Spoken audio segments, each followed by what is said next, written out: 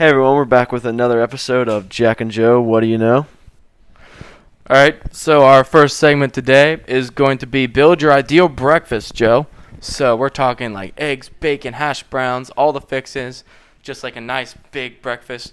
What are you looking forward to at the beginning of the day?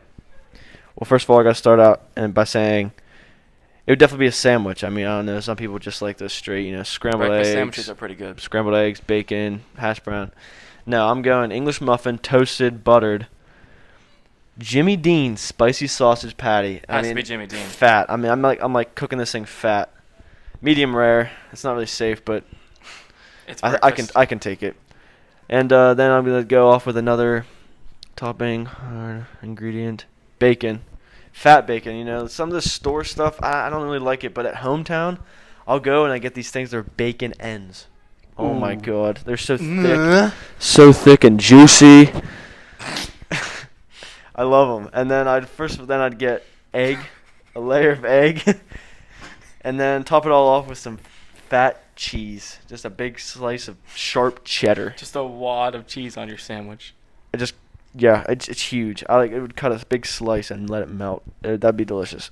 And chocolate milk. Jack? That sounds amazing, Joe.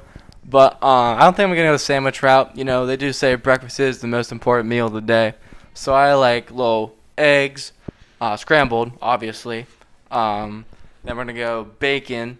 I like my bacon pretty crispy, I like it towards the burnt end. I like to hear that crunch in my mouth, You're messed up. You need the change in textures from like the smooth eggs to the crunchy bacon.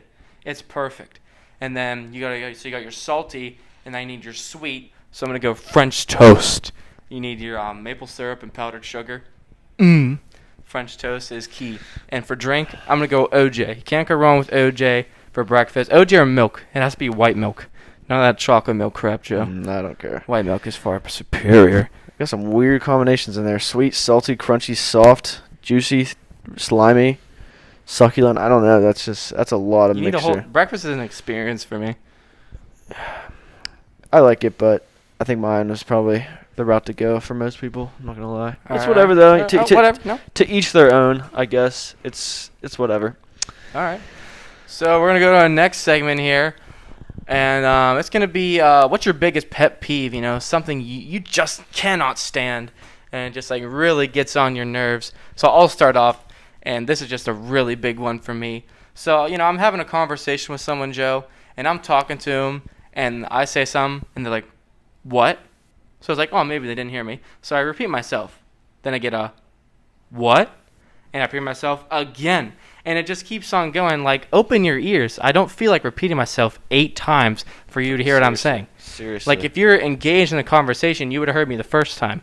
That's just disrespectful to me to think that you're not paying attention to my conversation. So why am I even talking to you? If you keep asking what I'm saying to you. Oh, yeah, absolutely. That's terrible. So annoying. That is annoying. Very annoying. That's yeah, and it's open your ears, people. Seriously. Exactly. Seriously, open your ears. All right, my pet peeve is when I come back. I come back home or come back from doing something, and it's a big group of people. Mm-hmm. My mom says, "Oh, who all was there?" Oh my. Well, Mom, maybe I'll just give you a whole guest list. Sorry, I went to an event with 100 people. What do you want me to say? You want me to start listing them off. all 100 people? All 400. Here you go, Mom. Here's the guest list. Here it is. I don't know. It bothers me to no end because that's one of the top tier of annoying things. Like, Brandon, Jack, Joe, Jack. Yeah. Like, no. I'm not sitting there for 15 minutes listing every name Seriously. of who I got to go to the bathroom. Let me get to the bathroom. Because they didn't have one at the place I was at, probably. All right. Those are some pretty big pet peeves, Joe. And we're going to go to our last segment here. It's going to be one rule you would change around Bellwood. So, like, anything ranging from, like a cell phone policy or, like, you think the lunches should be better. So, what is the one rule you would change around Bellwood, Joe? Well, something that bothers me is I see couples walking in the hallway. I'm like, I know they're dating. But they don't start making out in the hallway at the end of the day. You need to express yourself. Come on. Seriously. I think starting next year, and I'll be gone, but I'm doing this for future students. Thank you. You're welcome. That couples should be required to make out at the end of the day. I like it.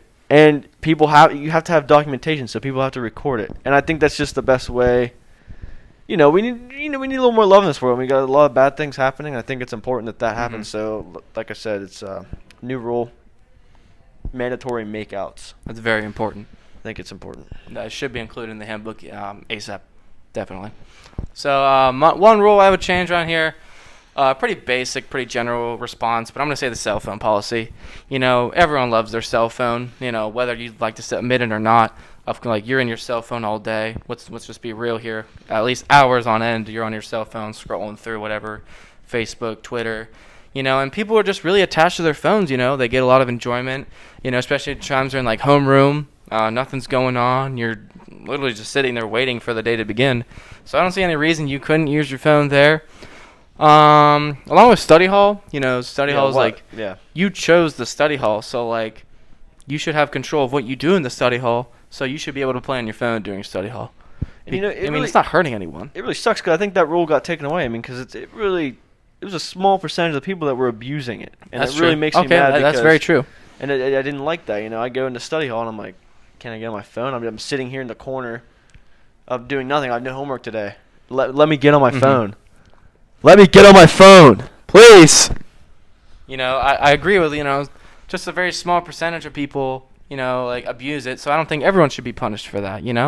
I mean, I'm a good boy, and I'm on Santa's nice list. So I should be able to use my phone. People, come on.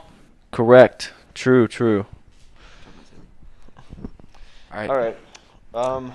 This last one. Yeah. Oh my gosh. I don't want to say it. Came from a parent.